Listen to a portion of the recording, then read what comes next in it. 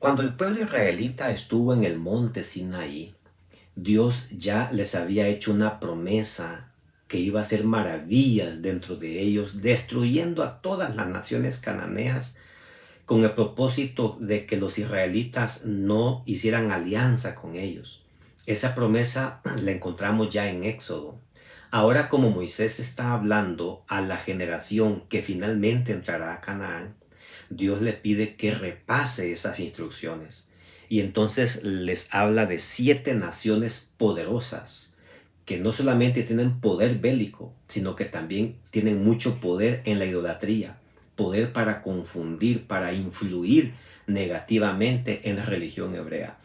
Aunque estas naciones eran obviamente naciones más fuertes, más poderosas, sin embargo Dios dice que Él va a colocarlas en sus manos.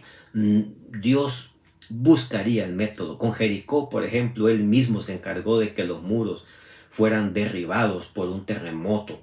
A veces, pues, avispas, a veces escuchaban un rumor, les entraba miedo, etcétera. Entonces acá Dios dice, cuando el Señor tu Dios las haya entregado en tus manos, entonces las destruirás por completo. Notemos que Dios aquí hace su parte. Hay cosas que la iglesia no puede hacer, como por ejemplo preparar a una nación para colocarla en las manos de los israelitas, pero los israelitas también tenían que hacer su parte. Dios nunca hace lo que nosotros tenemos que hacer, jamás. Él hace lo que nosotros no podemos, pero igualmente quiere que nosotros trabajemos con Él. ¿Por qué? Porque Él se siente bien con que nosotros contribuyamos en su obra. Él lo puede hacer solo, obviamente, pero Él quisiera que nosotros podamos participar para ser felices. Entonces, nosotros al participar, crece nuestra fe. Y cuando nos negamos a la participación, entonces retrocedemos, como lo vemos, por ejemplo, en Números capítulo 13, 14, hasta el final. Vemos a un pueblo que por no participar, pues tuvo que vagar por el desierto hasta su muerte. El propósito de la destrucción total y definitiva de estas naciones obviamente era porque ya habían llegado al colmo, eran como Sodoma, habían madurado en su maldad. No es que Dios arbitrariamente destruya al pecador, ellos habían tenido suficiente tiempo. Dios pudo haberlas destruido en el tiempo de Abraham. 400 años más, ahora ellas finalmente van a ser destruidas, porque si se les deja sin destrucción, se autodestruirán a sí mismas. El mismo pecado nos hace que nos destruyamos, que nos hagamos pedazos unos a otros.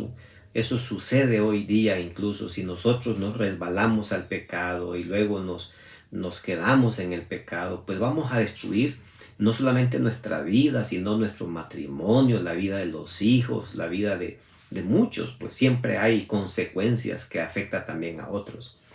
Pero Dios le dice a Moisés que se cuiden de no hacer alianza con estas naciones, deben destruirlas por completo, y les dice en el verso 3, no contrarás matrimonio con ellos, no darás tus hijas a sus hijos, ni tomarás sus hijas para tus hijos, dice el verso 3. El verso 5 añade, derribaréis sus altares, sus estatuas, cortaréis sus imágenes de acera, quemaréis a fuego sus imágenes talladas. La razón era que Israel era un pueblo santo para el Señor y los había escogido para ser un pueblo entre todas las naciones, pero un pueblo puro, un pueblo distinto. Así que esto era una indicación muy importante: destrucción definitiva de las naciones y no contaminarse pues con ellas. El otro asunto que el capítulo de hoy nos habla es por qué Dios había escogido a Israel.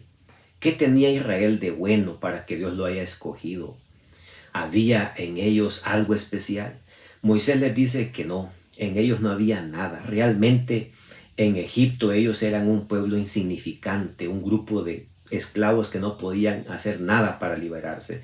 El verso 8 dice que el único motivo por el que Dios los tomó como su pueblo fue porque había hecho un pacto con con Abraham, una promesa con Abraham, y Dios cumple sus promesas. Dios le había dicho a Abraham que su pueblo sería esclavo en Egipto, pero luego los sacaría con mano fuerte y los establecería en Canaán, y Dios está cumpliendo aquí sus promesas.